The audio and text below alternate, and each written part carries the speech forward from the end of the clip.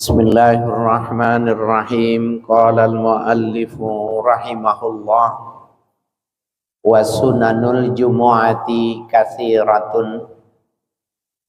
Al-awwal minha al-ghuslu liman arada huduraha wa illam tajib alaihi bal wa in khurima alaihi al-huduru kamra'atin bi ghairi izni haliliha alal mu'tamadi wa waqtuhu min tulu'il fajri sadiqi wa yafutu bil ya'si min fi'liha wa taqribuhu min zahabihi ilal jumu'ati afdalu walau ta'aradal ghuslu wat tabkiru famura'atul ghusli aula fa in ajaza anil ma'i tayammama badalan anhu bi ayyan wiya atayammuma badalan an ghuslil jumu'ati.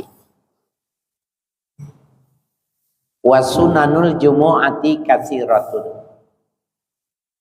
Kesunahan, hal-hal yang sunnah dalam atau tentang Jumat itu banyak. Jadi kalau ingin sholat Jumat ada kesunahan-kesunahan. Al-awwal minha al-ghuslu liman arada huduraha. Di antaranya mandi bagi orang yang menghadiri Jumat. Ya, disunnahkan mandi. Wa illam tajib alaihi, meskipun tidak wajib. Karena dalam hadis itu man tawaddu'a, ya, siapa yang berwudu, ya, itu disebutnya fani'mah, maka itu dianggap baik. Wa man igtasala fahuwa afdal, kalau mandi maka itu lebih utama. Maka ulama mengatakan bahwa mandi hari Jumat hukumnya sunnah, ya, tidak wajib. Sehingga di sini katakan wa ilam tajib alaih, meskipun tidak wajib, sunnah mandi. Bal wa in haruma alaihil khuduru, bahkan orang yang diharamkan menghadirinya, ka imra'atin bi ghairi izni haliliha, seperti wanita yang tidak mendapatkan izin oleh suaminya alal mu'tamadi, menurut kaul yang mu'tamad, artinya pendapat yang bisa dipegang. Nah, jadi kenapa kalau orang haji, kalau orang umroh Jumatan ikut perempuan, tapi kalau di kampung sendiri nggak ada Jumatan perempuan? Jawabannya, kalau di Jakarta memang tidak lazim, tapi kalau di daerah masih ada, ya. Saya lama di Sleman, Yogyakarta. Di sana wanita itu sholat Jumat, ya, diberi tempat. Nah, jadi wanita itu alat takhir, boleh pilih sholat Jumat, boleh pilih sholat zuhur bagi wanita, alat takhir. Tapi kalau dia mau milih Jumat harus mendapatkan izin dari suaminya. Nah itu. Nah jadi wanita walaupun haram berjumat bila tidak mendapatkan izin dari suami, tetap masih sunnah juga mandi di hari Jumat. Ya. Wa waktuhu, dan waktunya mandi Jumat itu min tulu'il fajri, dimulai dari terbit fajar. Ya, subuh mandi itu sudah boleh meniatkan sunnah fajar, sunnah Jumat. Pegawai, ya, yang bekerja pagi mandi sebelum bahkan kerja, niatnya hari Jumat itu mandi itu niat sunnah Jumat. Walaupun berangkatnya ke kantor, karena nanti di kantor juga sholat Jumat boleh. Ya, jadi dimulai dari min tulu'il fajri sadiqi, dari mulai terbit fajar shadiq, subuh.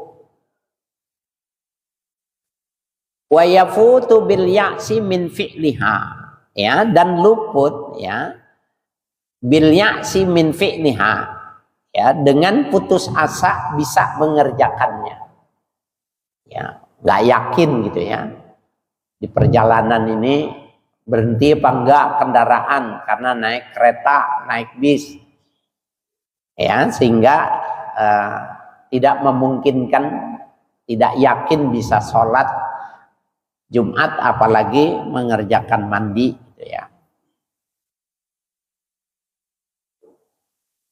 Wa taqribuhu, ya, kurang lebihnya min zahabihi ilal jum'ati afdalu, dari berangkatnya ke tempat Jumat itu lebih afdal, kurang lebihnya seperti itu.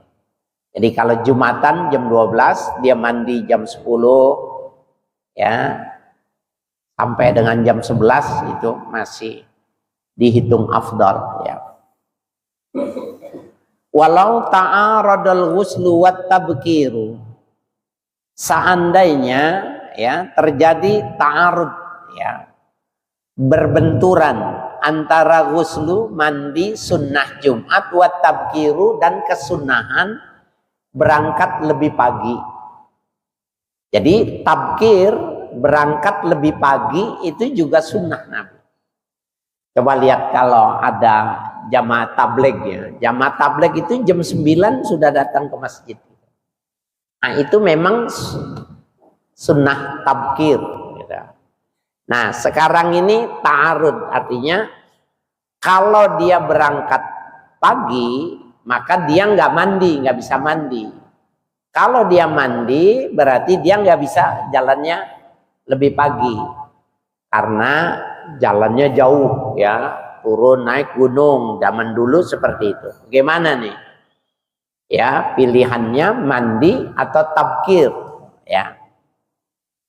Nah, famura'atul ghusli aula, maka memelihara mandi lebih utama. Walaupun datangnya agak siang, tapi mandi lebih bagus ketimbang tabkir tapi nggak mandi gitu.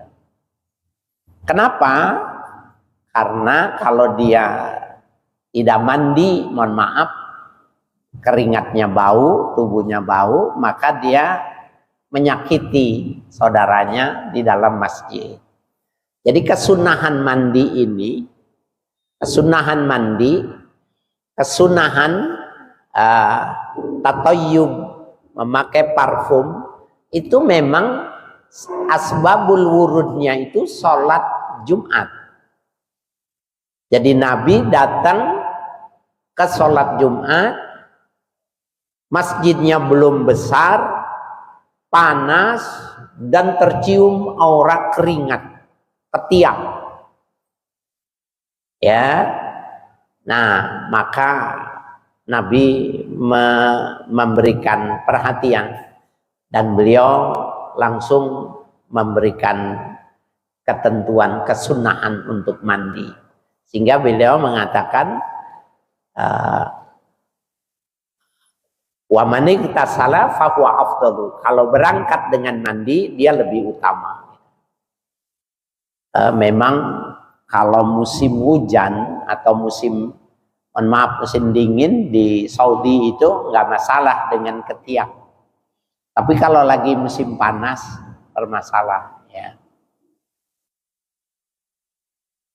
Ya, jadi famura'atul ghusli aula, ya, menjaga mandi itu lebih utama. Jadi datangnya tidak lebih pagi tapi mandi, daripada datang lebih pagi tapi tidak mandi, ya.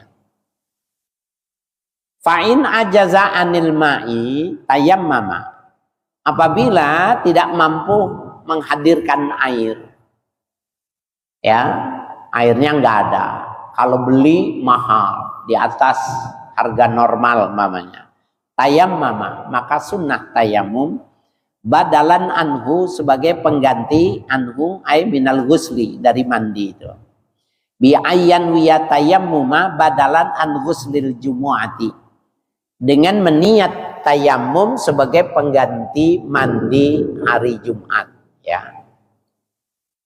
Ya, kalau kita kan termasuk banyak, ya, air, ya, dan tidak beli ya.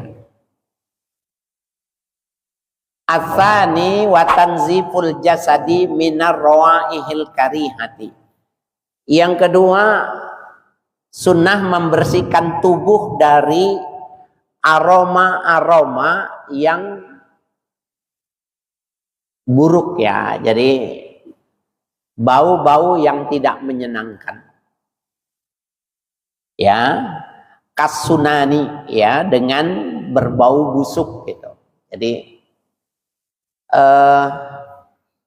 makanan ya, Bapak sekalian, makanan itu bisa ada makanan tertentu itu yang keringat kita itu menjadi tidak bagus, tidak normal gitu, tidak bagus. Kalau pernah ke Papua, saya pernah. Jadi kalau kita ke Papua itu, Merauke, Kaimana, Fak-Fak, atau kemana saja sana. Dari sini, dari Jakarta itu pilihannya dua. Ke Ambon atau ke Sulawesi. Nah itu pesawatnya besar. Enggak masalah gitu, kita dengan penumpang banyak gitu. Tapi nanti dari situ kita ke Fak-Fak. Itu pesawatnya kecil ya, kurang lebih sekitar 20 orang. Ada seorang wanita naik penumpang, satu orang, mabok orang satu pesawat. Mohon maaf nih ya, kalau dilihat dari tampilannya ya, walaupun dia hitam gitu ya, cakep lah. Artinya kalau bawa ke Jakarta nggak malu lah diajak kondangan gitu ya, nggak malu diajak kondangan. Tetapi bayangin mabok. Nah waktu turun transit ya, wanita ini turun, saya lupa nama airportnya, itu turun, itu langsung divakum pesawat itu, disemprot. Cantik tapi baunya. Lalu dia kok suaminya nggak merasa bau, kenapa? Sama-sama bau. Lama, oh iya ya. Jadi kalau orang sama-sama bau, nggak merasakan penderitaan gitu. Nah ini yang dimaksud dengan tanziful jasad itu, orang yang biasa bersih, orang yang tidak bau tersiksa sama orang kalau tidak memelihara keringatnya itu. Oleh karena itu makan harus dijaga ya, karena dia punya aroma tersendiri. Fayazalu bil ma'i aw ghairihi ya, maka ia menghilangkannya dengan air atau dengan lainnya. Kalau sekarang pakai sabun ya, pakai ya deodoran dan lain sebagainya. Asalisu taklimul azafiri ya, memotong kuku-kuku, artinya kuku apa itu, kaki, tangan, itu sunnah di hari Jumat. Intolat apabila panjang. Wal afdalu fit taklimi lil yadain, dan yang afdal pada ya memotong kedua kuku dua tangan itu, ayab da'afil yumna, memulainya dengan tangan kanan, bisababati dengan telunjuk. Ini sunnah nih, kalau potong kuku telunjuk duluan, telunjuk yang kanan. Kenapa? Karena dia selama ini yang dijadikan alatul isyarah hina yaqul illallah. Inilah alat yang memberi isyarat waktu dia bilang tiada Tuhan kecuali Allah. Asyhadu an la ilaha illallah. Nah, ini para psikolog itu membicarakan kenapa 10 jemari ini telunjuk itu punya penilaian tersendiri. Dulu ada Perdana Menteri perempuan Inggris, Margaret Thatcher. Beliau itu harus menghafal nama orang, maka dia menggunakan telunjuknya. Kalau orang namanya panjang susah, tulis saja pakai telunjuk nih. Di kursi, di buku, di paha, siapa aja tulis. Saya punya teman kuliah, ya, namanya Sri Ahtisarsi Winarsi, gitu. Itu kan susah tuh. Kalau buat orang Betawi susah tuh nama tuh. Tulis saja. Nah, ternyata benar. Waktu kita ketemu sama dia, Sri mau kemana itu? Terkoneksi gitu loh. Ya, termasuk orang yang sulit menghafal surah. Ya, sulit menghafal surah, tulis pakai telunjuk. Ya, maka dia akan dapat kemudahan. Itu mengapa kalau telunjuk ini putus, apakah boleh atau diminta digantikan waktu isyarat, waktu beri isyarat asyhadu alla ilaha illallah gitu. Nah, terakhir kalau putus tinggal kelingking asyhadu alla ilaha illallah gitu. Nggak boleh, jadi tidak perlu digantikan. Kalau putus gimana? Maka dia menggerakkan saraf-sarafnya, ya, sekiranya ada telunjuknya maka sudah terangkat telunjuk itu. Nah, jadi ketika potong kuku pun mulainya dari telunjuk, ya. Fil yumna bis sababati, artinya bi awalis sababah, dengan memulai telunjuk. Ilal khinsiri, sampai dengan kelingking. Wilaan, ya, berturut-turut. Wa yahtimu bil ibhami, dan dia menutupnya dengan jempol. Ya. Wa fil yusra, dan pada tangan kiri bil khinsiri, dimulainya dari kelingking. Wa yahtimu bil ibham, ya, dan menutupnya dengan jempol alat tawali, ya, berurutan. Nah, jadi telunjuk, jari tengah, jari manis, kelingking. Kalau di sini jempol, langsung kelingking, jari manis, jari tengah, telunjuk, jempol. Ada riwayat dari kelingking ke kelingking, jadi telunjuk, jari tengah, jari manis, kelingking, ya, jari tengah, jari manis, jari tengah, telunjuk, jempol. Ini dua. Tapi kalau di sini setelah kelingking pilih, ya. Tapi yang jelas dari dua periwayatan ini memulainya dengan telunjuk, ya. Sunnah. Wanatful ibti, dan mencabut bulu ketiak, ya, cabut. Kenapa? Karena dia sakitnya cuma pertama kali doang.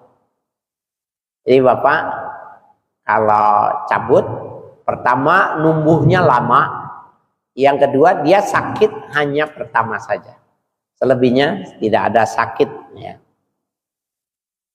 Wa yahsulu ahlus sunnati bihalqihi, hasil dengan kesunahan mencabut bulu ketiak itu dengan mencukur.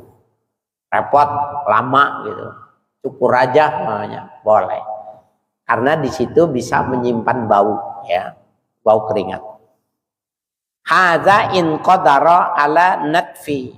Ini bagi orang yang mampu mencabut. Wa illa, apabila dia tidak sanggup, artinya sakit kalau dicabut, ya, bil halqi afdalu, mencukur lebih utama bagi orang yang enggak kuat, ya, dicabut itu. Al-khamisu halqul anati. Yang kelima itu mencukur bulu kemaluan. Jangan sampai gondrong, ya. Kalau memang nggak mau dibikin pelontos, ya jangan lebih dari setengah senti, 1 senti, segitu aja, ya. Wal aula lidzakari halqaha. Yang utama bagi laki-laki mencukurnya. Walil mar'ati natfuha, dan bagi wanita mencabutnya. Semua repot itu, ya. Nunduk, ya. Wala yu'akhiru ma dzukira an waqtil hajati, dan jangan ditunda-tunda apa yang telah disebutkan dari 2 hal perbedaan laki perempuan itu, an waqtil hajati, ya, dari waktu yang dihajati. Artinya dianggap sudah harus, ya, dicabut atau dipotong. Wa yukrahu karahatu syadidatin, ya. Dan dimakruhkan dengan kemakruhan yang kuat, takhiruhu an arba'ina yauman, menundanya melebihi dari 40 hari. Nah, itu panjang kalau sudah lebih dari 40 hari.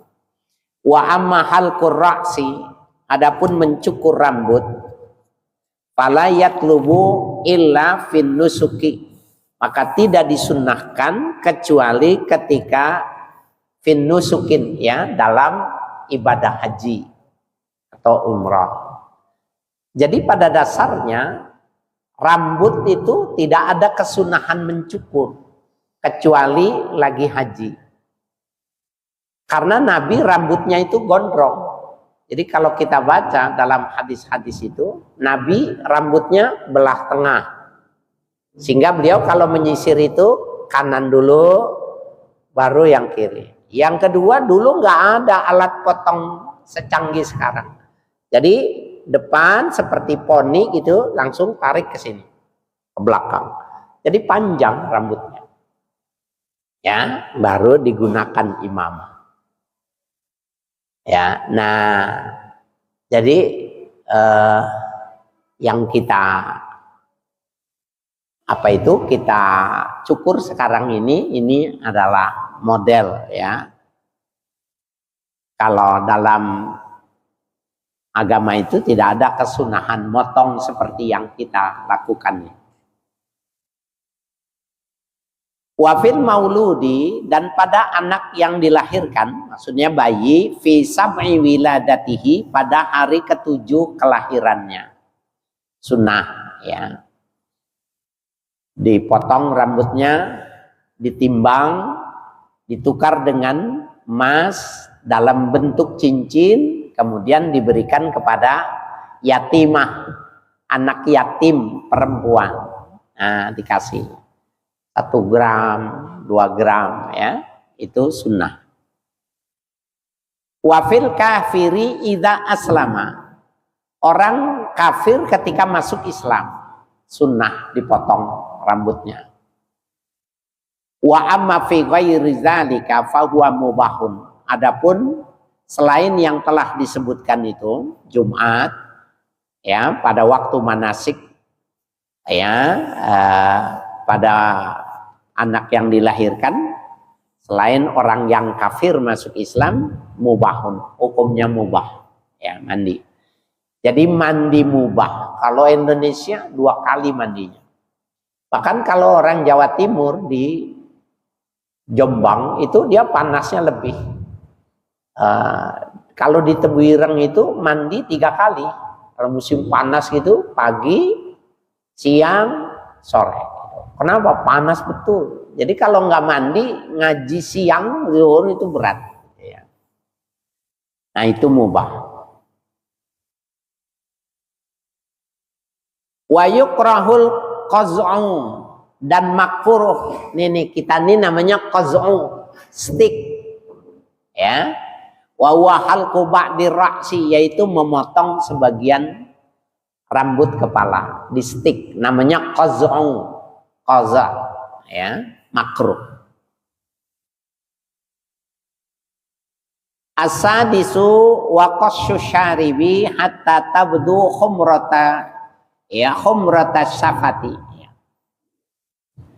Yang keenam, sunnah memotong kumis di hari Jumat itu. Hatta tabdua khumrata syafati, sehingga nampak merahnya bibir.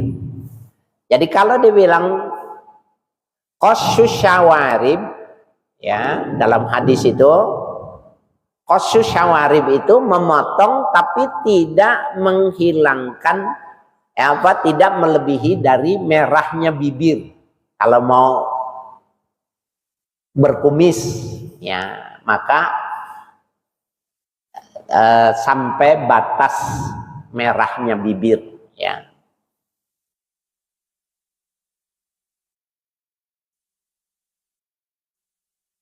Wa yukrahu isti'saluhu, dan dimakruhkan isti'sal, memanjangkan kumis. Jadi kalau minum kopi jadi saringan, kalau makan duren pulang di rumah tanya, makan duren Bang? Enggak katanya, padahal masih nempel di kumisnya itu. Nah itu makruh, nggak boleh. As-sabi'u tasrihul lihiyati, ya, mengurai atau memelihara jenggot. Nah ini sunnah, memelihara jenggot. Gimana kalau saya nggak ada jenggotnya? Pasti ada, walaupun cuma 2, 3. Jadi setiap orang itu punya jenggot itu, walaupun sedikit itu. Yang enak orang Arab, ya, Ambon, Papua, ya, Pakistan, Bangladesh gitu. Enggak juga.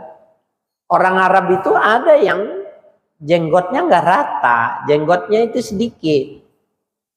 Saya waktu ke Yaman itu saya lihat gitu. Wah, ternyata enggak semua orang Arab itu bewoknya, kumisnya, jenggotnya lebat, enggak. Dan ternyata di zaman Nabi itu terjadi gitu. Di zaman Nabi itu ada orang yang karena Nabi mengatakan, ya, qassu syawarib wa afhul liha, pelihara jenggot kata Nabi. Orang itu pelihara jenggot, tapi jumlahnya ada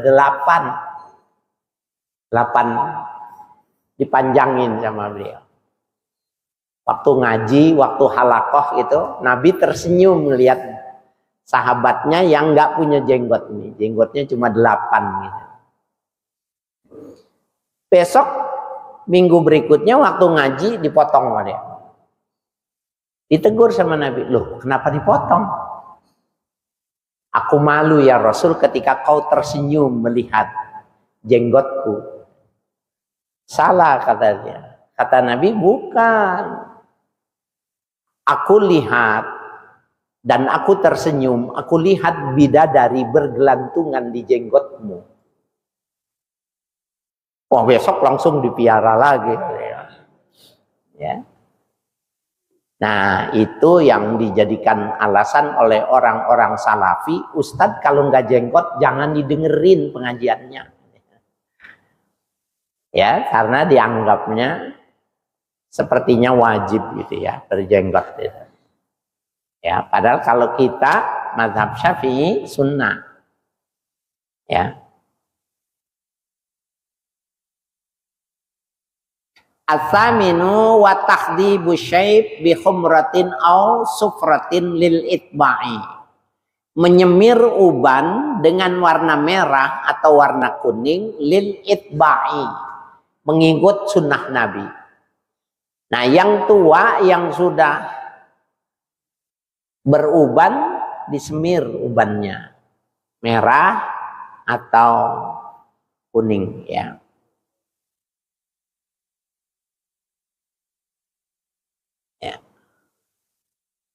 Wa yahrumu bis sawadi, haram menyemir dengan warna hitam, illa li irhabil kuffar, kecuali untuk membuat gentar orang-orang kafir. Nah, jadi begini, ini pendapat ulama, ini bukan hadisnya. Abu Quhafah itu ayahnya Abu Bakar As-Siddiq. Udah tua, kemudian berjenggot, gitu ya, putih gitu. Ya. Ketika Abu Bakar memperkenalkan ayahnya kepada Nabi, maka dipegang jenggotnya sama Nabi. Ghairu hadza, rubah nih, semir nih, disuruh sama Nabi. Lalu kenapa tidak boleh hitam? Apakah ada larangan secara langsung? Tidak ada larangan secara langsung. Tetapi yang dipahami bahwa uban adalah identitas. Kalau sekarang identitas itu KTP, umur berapa, SIM, paspor, itu identitas. Di zaman dulu itu identitas itu rambut. Kalau sudah uban itu berarti sudah di atas 40. Sehingga tidak boleh semir hitam, karena kalau ubanan di semir hitam dia bisa 5 sampai 10 tahun lebih muda kalau disemir. Ilatnya tuh. Jadi apa? Penipuan ilatnya itu. Dan itu terjadi, ya. Imam Al-Qurtubi menulis ketika pada Khalifah Umar Ibnul Khattab seorang wanita yang membawa suaminya dan protes karena ditipu oleh suaminya. Dulu disangkanya muda, ternyata semirannya itu keluar gitu. Kan lama-lama semiran jalan tuh. Suaminya udah tua gitu. Wanita itu nggak mau gitu. Ya. Nah, kemudian ditanya gitu. Bener nih omongannya ente, ini istri ente bener nggak nih? Bener ternyata. Sini kamu. Turun mendekat, udah dekat, ditonjok hidungnya sampai berdarah-darah. Dan wanita itu boleh ya menghulu suaminya. Artinya meminta mengembalikan uang maharnya dan minta cerai. Nah, ilatnya berarti yang boleh merah sama kuning karena tidak merubah umur. Tapi kalau hitam turun gitu. Ilatnya itu penipuan. Ya, karena di zaman itu tidak ada identitas. Belum dikenal KTP, paspor, segala macam yang menyimpan data itu tidak ada. Ya, jadi kalau mau semir, ya pada waktu itu kesunahannya itu merah atau kuning. Ya. Nah, kenapa sunnah li'irhabil kufar? Jadi ada beberapa peristiwa tentang perang. Dan itu kalau baca sirah Nabawi ya,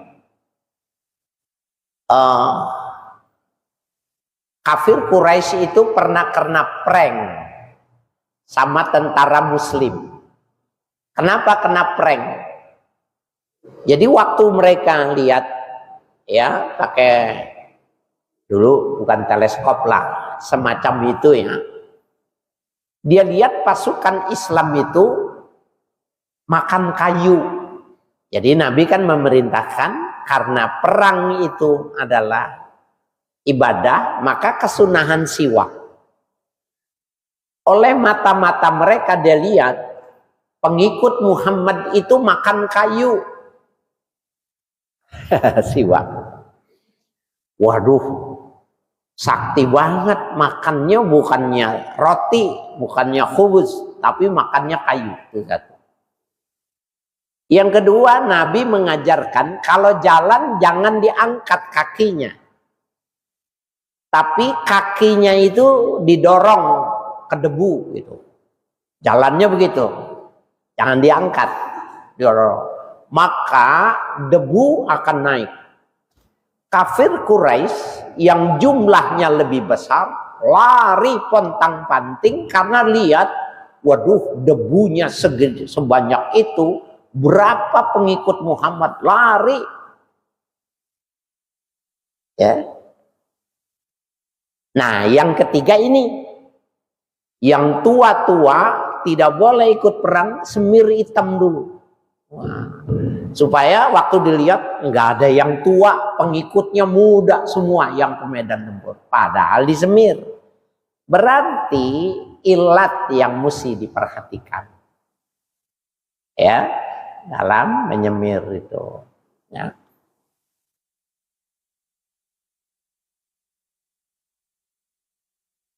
Ya. Wa yukrahu natmu syaibi, dan dimakruhkan mencabut uban. Li'annahu nurun. Ya, karena uban itu bernilai sebagai nur, sebagai cahaya.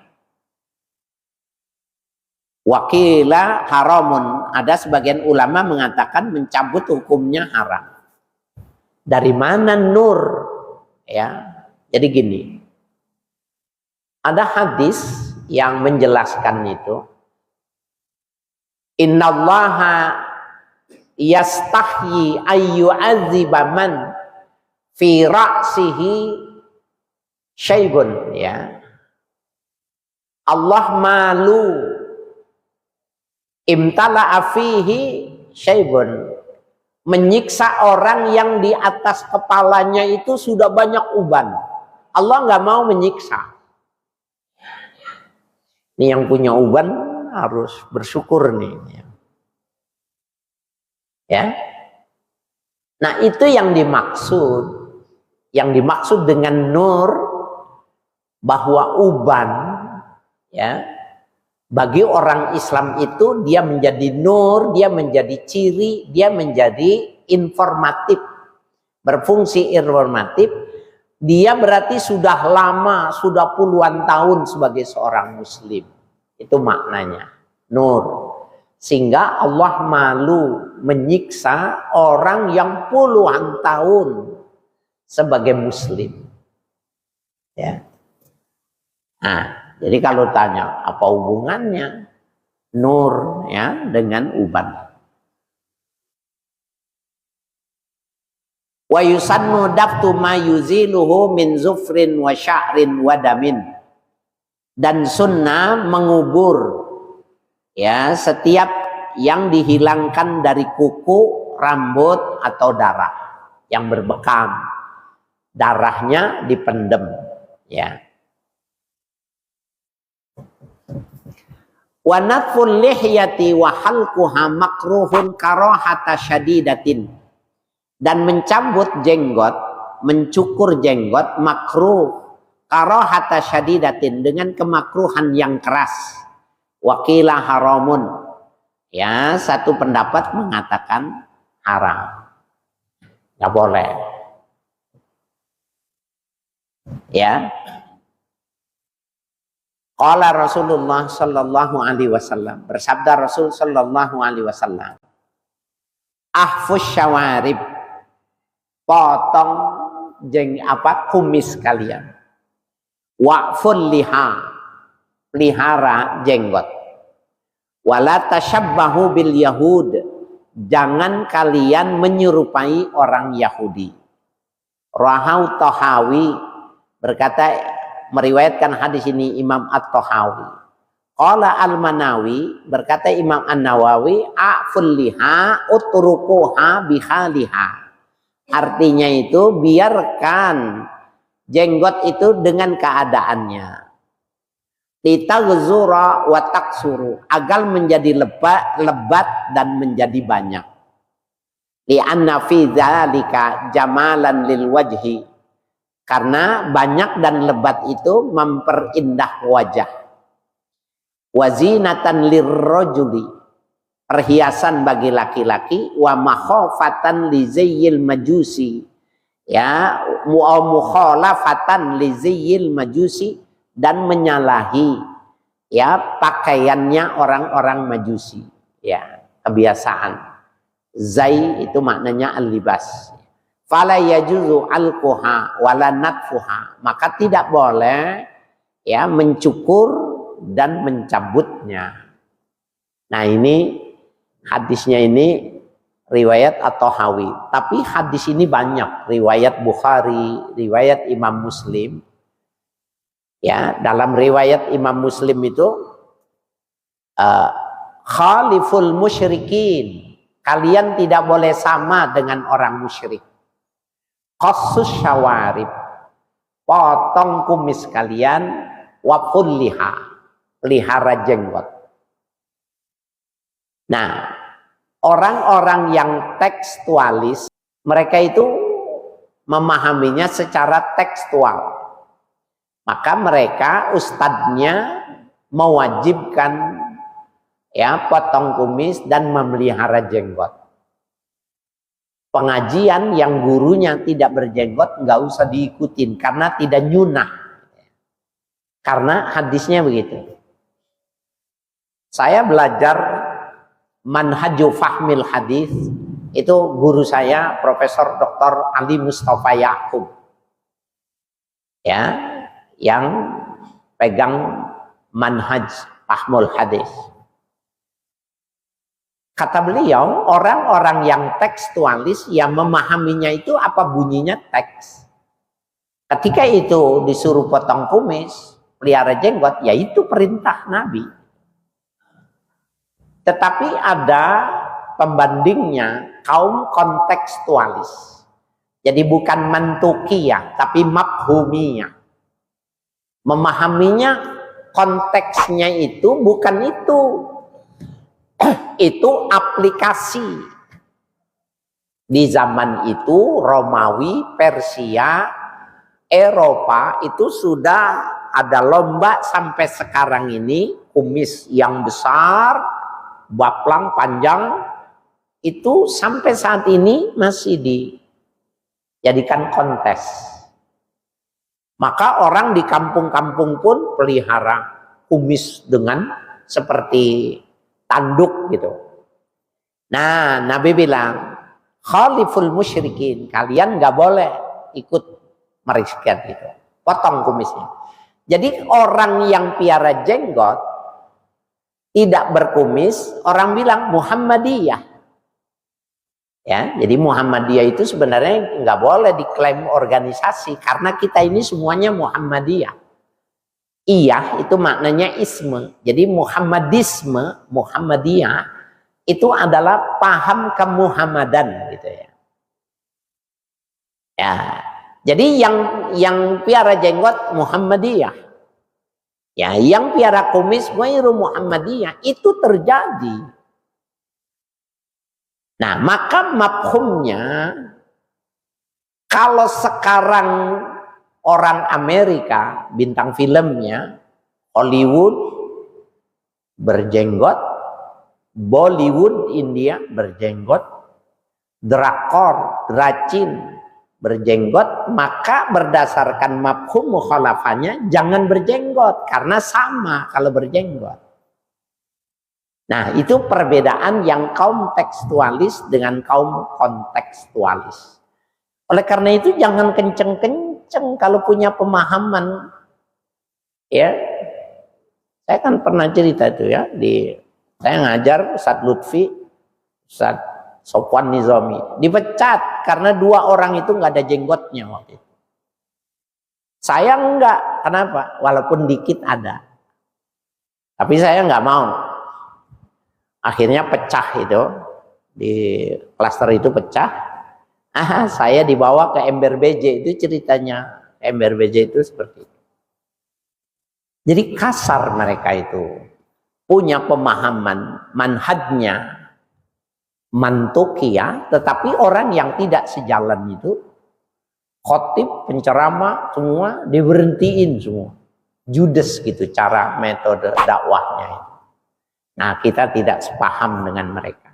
Jelaskan saja yang sebenarnya. Maka sepanjang orang punya argumentasi dan punya dalil, apa-apa silakan. Bukankah imam-imam mazhab juga nggak baik? nggak sama cara pandangnya sehingga menjadi 4, tapi nggak ada yang saling membidahkan, tidak ada yang saling mengkafirkan. Ya, itu yang paling inti. At-tasi'u wallahu a'lam bishawab.